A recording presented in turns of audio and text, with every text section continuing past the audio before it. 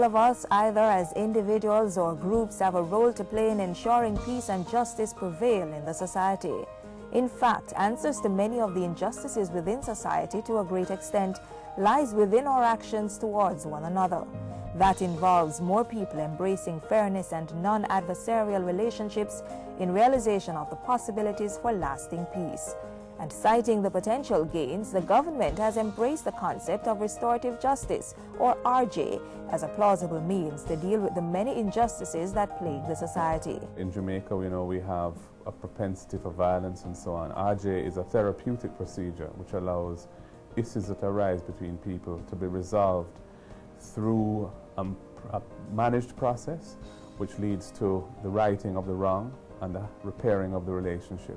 To begin with, the police have been sensitized, and the Ministry of Justice, through its Restorative Justice Unit, has trained volunteers to become restorative justice facilitators as it moved to put RJ into practice. A pilot implementation was started in 4 communities but has since expanded to several others across the island. That process is administrative, but legislative changes would formalize RJ into the justice system.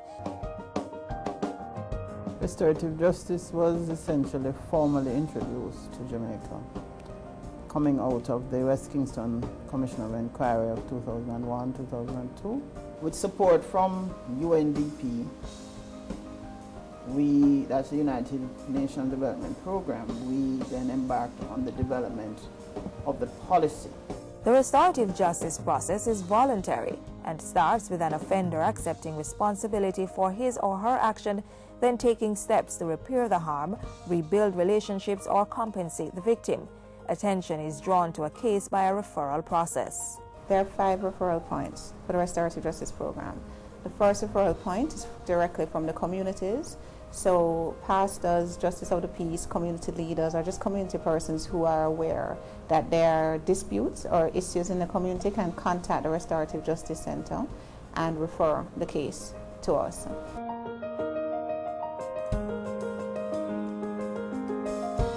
And these cases could be persons arguing over a tree overhanging their property, simple theft, larceny. Those cases can come to the Restorative Justice Program. The second referral point is where it's still a minor offense, but the police have been called. The police can make a recommendation to the clerk of court to refer the case directly to us. The third referral point would come from the resident magistrates at pre-trial. So rather than sending the case to trial, they feel the offender has taken responsibility. The fourth point of referral comes at the post-trial pre-sentencing stage, while the fifth referral point is at post-conviction or just before an offender is released from prison back into the community. When these cases are referred to us, an agreement, the idea is that an agreement will be made between the parties. If the agreement is completed, satisfactory, then the case will just be closed. If you didn't satisfy the agreement, it goes back to the court. Conflicts do arise from time to time as people suffer hurt and injustice, but resolving them, overcoming and moving on to a more progressive life demands that each person does what's morally right. In RJ, it's very much about restoring a relationship and making reparations for a harm that has taken place. That's the primary objective, and it's somewhat different because in mediation that may or may not be the outcome, but in RJ that is always the outcome. So that's a principal difference. There are some other differences as well. For example, in RJ, the person who speaks first is the person who has done wrong because they have to accept responsibility at the outset of the process, otherwise it can't work. In mediation, there's no such requirement. Restorative justice is a way to live life based on the values of trust, honesty, respect, empathy, and forgiveness. The way to progress involves abandoning the eye for an eye way of settling scores. It has a significant potential in communities to improve the quality of life within communities, because what often happens is that a relatively minor dispute in Jamaica can escalate through a series of reprisals into war in a community and protracted violence, which can be very damaging and damage people's lives and cause loss of property, loss of life, and so on. So by finding a way to restore relationships that have broken down and encouraging that approach to dealing with disputes, I think peace and harmony will be furthered in communities, and that will benefit everybody. Using the restorative justice approach fosters healing and dialogue, victim satisfaction and offender accountability. It's an approach to justice that focuses on the needs of victims and offenders as well as the community involved. It's based on a theory of justice that considers crime and wrongdoing to be an offense against an individual or community rather than the state.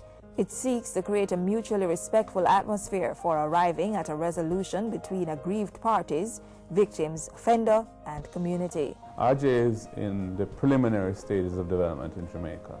We have a program which is funded by our multilateral development partners, the IDB, through the Ministry of National Security and the CSJP program. And we have established a number of pilot communities where we're rolling out RJ. Persons affected by an injustice have an opportunity to discuss that and decide what should be done to repair the harm. You sit in a circle, and that's a circle of respect. Breathe, sorry. I give you a steady now. But guess what, man? Give me a written apology. Embracing the positives and avoiding the negatives helps clear the path to constructive dialogue and gives the offender a chance to understand the harm that was committed. It brings all parties face to face. This approach of inclusion as opposed to exclusion strives to transform the administration of justice and public policy norms. Jamaicans are all called upon to embrace the restorative justice approach and develop respectful relationships. The beauty of RJ is that it disposes of matters which would otherwise have to come into the criminal justice system, but can be dealt with satisfactorily outside of the system through RJ, and therefore relieve some of the burdens on our courts. Restorative justice, a pathway for transformation to a more secure, just, cohesive, and peaceful Jamaican society.